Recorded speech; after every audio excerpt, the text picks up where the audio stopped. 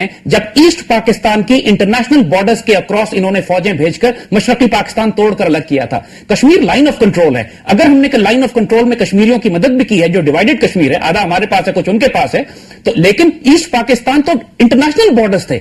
इन्होंने जब international borders के अक्रॉस फौज भेज के मुल्क को तोड़ा, मुक्ति बाहिनी के गुंडों और दहशतगर्दों को सपोर्ट किया, वो पूरी दुनिया मानती है कि मुक्ति बाहिनी इंडियन बैक थे। और अगर हम उस फर्ज को आज चुकाएं तो फिर हम इन्हीं की बात दोहराते हैं। आने वाला वक्त देख लेते हैं, देख लेंगे इंशाअल्लाह, वक्त बहुत दूर नहीं है इंशाअल्लाह। अच्छा भरत, इनका कहना है, ज़ाहिद हामिद साहब का इनका ये कहना है कि ये सिर्फ परसेप्शन का इशू है बेसिकली, कि जो कुछ इंडिया में हो रहा है वो रिफ्लेक्ट नहीं हो रहा बाहर, और क्योंकि इंडियन मीडिया जो थोड़ा सा मजबूत है वो अपना मौकफ जो इंटरनेशनल लेवल पर ज्यादा बेहतर तरीके से पेश कर देता है, जबकि इंडिया के भी वही प्रॉब्लम है जो छोटे से पाकिस्तान के मसाइल हैं। आपका क्या ख्याल है?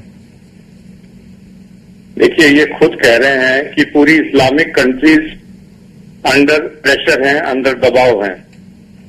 तो पहली बात यह है कि वो क्यों अंडर प्रेशर है, क्यों अंडर दबाव है, वो तो उनको ही अपने आप में झांक के देखना पड़ेगा कि ऐसी क्यों पोजीशन उनकी आ गई है कि इतना पेट्रोल डॉलर का पैसा है, इतनी जायदाद दी है ऊपर वाले ने, उसके बाद भी वो प्रेशर के अंदर है और वो अपनी तरफ झांक के भी देख रहे हैं कि उनके ऊपर ऐसा दबाव क्यों आया हुआ है।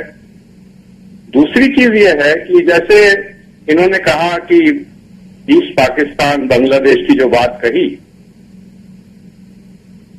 1947 से जब भी युद्ध हुआ,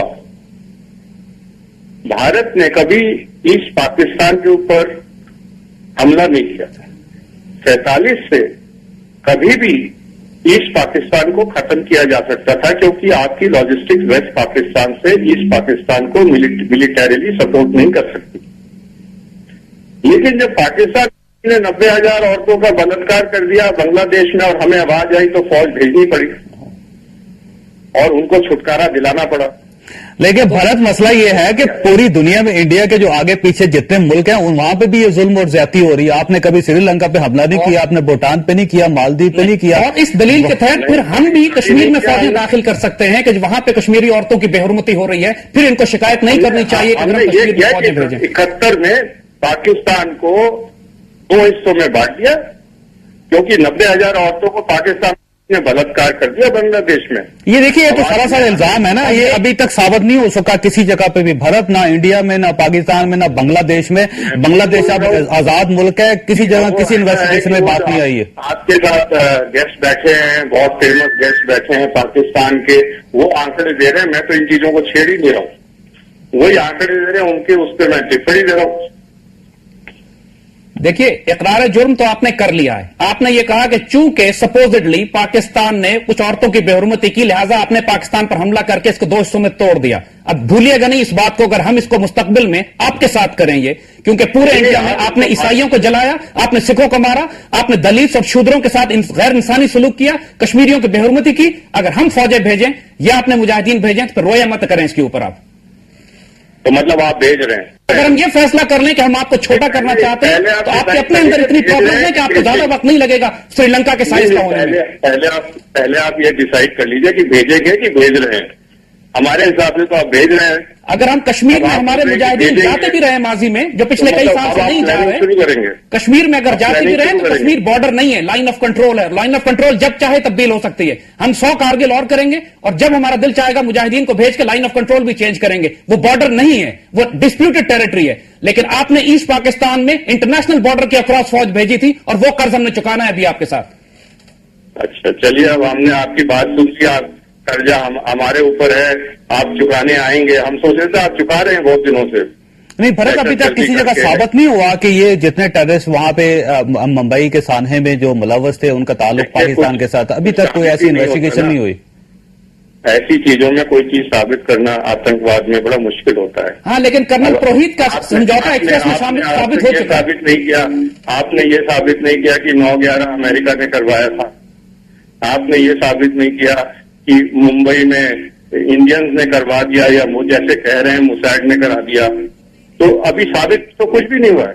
लेकिन वो ये है कि अगर देखिए भरत, मसला ये है कि अगर साबित कुछ नहीं हुआ तो यूएन में आप लोग यूएन क्यों चले गए? मैंने शुरू में कहा था, इसीलिए मैंने आपसे शुरू में कहा था कि ये दोनों साइड के जो परसेप्शन हैं उनके मुताबिक कोई तालमेल आपस में है नहीं, और ये तालमेल होगा नहीं जब तक ये परसेप्शन क्लैरिफाई होंगे नहीं। अब वो कहते हैं कि हम प्लानिंग करेंगे, हम भेजेंगे आपके यहाँ, अब वो हमें आपका कर्जा चुकाना है, क्योंकि जब आपको मौका मिला है तो आज बलूचिस्तान में भी आप दहशतगर्दी करवाना है और ट्राइबल एरिया में भी आपका इन्फ्लुएंस है। आपके साथ जो गेस्ट हैं उनको मैं सिर्फ एक ही बात कहना चाहता हूं कि वो आपके आंकड़े, आपकी बातचीत बहुत अच्छी है, लेकिन सवाल यह है कि बैन आपकी ऑर्गेनाइजेशन हुई, भारत की नहीं हुई, तो आपकी रणनीति में कुछ कमी है। आप अपनी रणनीति ठीक कर लीजिए। जब आपने भेजनी है दस्ते यहाँ पर मुजाहिदीनों के या टेररिस्ट के या जो भी आप उनको बोलते हैं, तो लेकिन आपकी फिर रणनीति गलत है। आप इतने सही हैं तो आपके ऊपर सब प्रेशर डाल रहे हैं, आपके ऊपर बैन कर रहे हैं, आपकी तो तोहिन हो रही है। लेकिन भरत, इसमें देखिए आपने अभी ये फरमाया और तस्लीम किया कि अभी तक कोई ज्वाइंट इन्वेस्टिगेशंस नहीं हुई, ना इंडिया में हुई ना पाकिस्तान में हुई, कोई अभी तक जो प्रूफ है वो पेश नहीं किया गया पाकिस्तान को, अभी आपने तस्लीम किया है। तो जब आपने अभी तक कोई इन्वेस्टिगेशंस नहीं की, आपके पास कोई प्रूफ नहीं है, तो इसके बावजूद आप यूएन में क्यों चले गए और आपने वहां पे 3 ऑर्गेनाइजेशन के लिए क्यों सवाल उठा दिया कि ये हमारे पास इनके बारे में प्रूफ हैं कि ये इन्वॉल्व हैं, जबकि आपने अभी तक किसी किस्म की इन्वेस्टिगेशन नहीं करवाई वहां पे? आप ये बताइए, हमने ये चीज उठाई यूनाइटेड नेशंस में और यूनाइटेड नेशंस ने उसको सैंक्शन करा, तो किस बस पे सैंक्शन करा? झूठ के ऊपर। जिस तरह वेपन्स ऑफ मास डिस्ट्रक्शन की बात की थी इराक के मामले पे, इन्होंने इराक के ऊपर इतना बड़ा वेपन्स ऑफ मास डिस्ट्रक्शन का केस सच के ऊपर बुनियाद थी, वो झूठ और मकर और फरेब के ऊपर थी, जिसमें आप शामिल हैं उनके साथ। तो अगर इस झूठ फरेब में आप शामिल नहीं है, सिर्फ हम लोग शामिल हैं, तो हम लोग मेजॉरिटी हैं। अगर आपको मंजूर है कि आप एकदम दूध के धुले हैं, आप कोई गलत काम नहीं करते हैं, तो बहुत अच्छी बात है। हाँ, बुनियादी तौर पर तो सिर्फ जंगल का कानून है और कुछ भी नहीं। ऐसा मैं मालूम चाहता हूँ, छोटी सी ब्रेक लेनी है, ब्रेक के बाद फिर गुफ्तगू को आगे लेके जाएंगे। नाज़रीन, यहाँ पे लेंगे छोटी सी ब्रेक और ब्रेक के बाद दोबारा मिलते हैं।